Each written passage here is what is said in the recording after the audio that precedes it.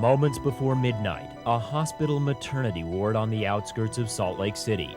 A place of birth, a place of life, and in walks the messenger of death.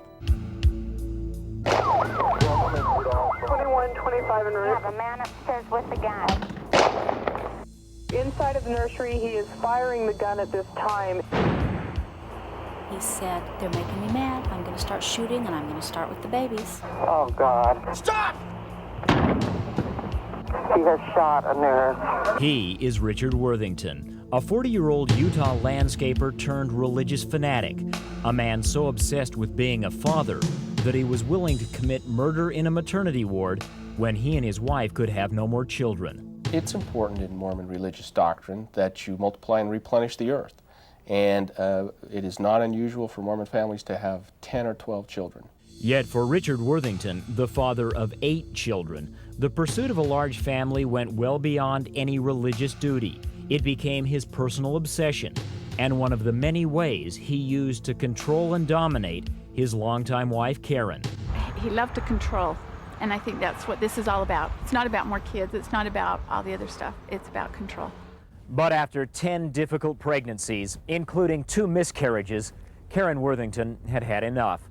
And when her youngest child was born at this Salt Lake hospital 2.5 years ago, Karen Worthington literally insisted, according to hospital employees, on a surgical procedure known as a tubal ligation, having her tubes tied. A decision that so angered her obsessive and domineering husband that for more than 2 years, Richard Worthington foamed and raged like a spoiled child. Then one night, he completely snapped. We have a man upstairs with a gun. There are shots fired. Shots fired at Alta. Do you know if anyone's hurt? We had a man come in there with a gun and he shot somebody. And these 911 recordings paint the portrait of panic that erupted moments after Richard Worthington pulled his 4-wheel drive vehicle into the parking lot of Alta View Hospital. He was armed with a .357 Magnum, a shotgun, and a toolbox packed with enough dynamite to turn the entire maternity ward and the surrounding neighborhood into a massive morgue. His aim, to kill the doctor who had surgically sterilized his wife 2.5 years earlier. I knew he'd been stewing about this for years, but not ever to this magnitude, ever. This doctor has, Worthington says, raped my wife. He's violated my property. And after a few frenzied minutes of searching for the doctor, a frustrated Richard Worthington returned briefly to the parking lot, where his deadly mission turned to murder, as the man obsessed with birth shot and killed an on-duty nurse, a mother of 4 named Carla Roth. She was doing one of the 2 things she loved, raising children and helping deliver babies. That was her 2 favorite things in life. And nurse, somebody who's dedicated her life to helping others, was killed. That's why this inflamed the hearts and minds of the public. Yet the shooting was just the beginning, for as hundreds of police officers converged outside the hospital, Richard Worthington scurried back inside, where he started collecting hostages, including 2 newborn infants, plus a young couple, Kristin Downey and Adam Cisneros, who were expecting their first child that very night. Also in the delivery room, a heroic veteran nurse named Margie Wyler. And he's got 2 guns in his hand. He has a handgun and he has a rifle. Yelling and screaming and swearing. He had me call his wife, and I said, "Karen, this is Margie Wyler from Alta View, and your husband is up here and he's holding us at gunpoint." And she said, "Oh, I am so sorry." She said, "I knew he was coming up there 45 minutes ago. I should have called the police." And she said, "Do you know he has dynamite?" And at this point, I did not know that he had dynamite. And I said, "No." And she said, "Well, I'll come up there." And I said, "Okay." And I hung up. And I said to him, "She's coming up here."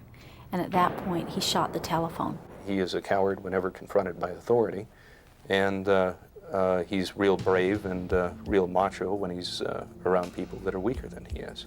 Worthington then forced the other hostages to carry expectant mother Kristin Downey on nothing more than a bedsheet upstairs to a doctor's office, where the lone gunman felt he could better withstand the onslaught of police SWAT teams and snipers. And as the hours dragged by, it was here on the floor in the middle of the night that the nightmare gave way to a miracle. He allowed us to close the door, but he told us that he had the door wired and it would blow up if we tried to come out. They're telling me I'm running out of medicine, and they're saying, well, you know, it's time to have her. Medically, we needed a perfect delivery. We had no capability of handling even the minor complications that we deal with every day. And I thought she was already dead because it'd been like, I don't know, 4 or 5 hours since I'd already started to deliver her and had stopped all that, and I couldn't feel her anymore. I couldn't feel any movement. And we couldn't handle big episiotomies or lacerations. We couldn't handle big fetal distress. We didn't get any of those. It was wonderful. And this perfect child, born amid the madness, was named Caitlyn, a tiny girl who single-handedly seemed to boost the spirits of all the hostages as a second day dawned on the siege at Alta Hospital. You know, we're here with this precious baby, and we're facing death. Is there any better way to die with this new life in your arms? But that next day in the maternity ward, there would be no more dying. Plenty of drama, though, as at one point some of the hostages tried to escape by tossing a typewriter out of a third-story window. The effort was short-lived, as Richard Worthington soon regained control and the siege continued for 18 frightening hours. But then suddenly, Richard Worthington called Margie Wyler to his side. He complained of bungling the mission to kill the doctor, and then, unexpectedly, decided it was time to give up. Once I got out of that building, I felt wonderful. Finally, some firemen see us and come and tuck us under their arms and very quickly put us in squad cars and took us up, and I met my husband. And then I broke down when I was in Dale's arms. I was crying a little bit. And for the two mothers whose babies had been held captive, it was a moment without equal. It's the best moment of my life. Because I thought he was dead all this time. And for the mother of the youngest survivor, the miracle baby born during the siege, each day now seems like a gift. she has a different baby scrapbook than I think most children have. And for the man who professed such a passion for new life that he was willing to kill, the end of the siege meant capture. Richard Worthington has now pleaded guilty to multiple charges of kidnapping and murder. His wife, Karen, has divorced him.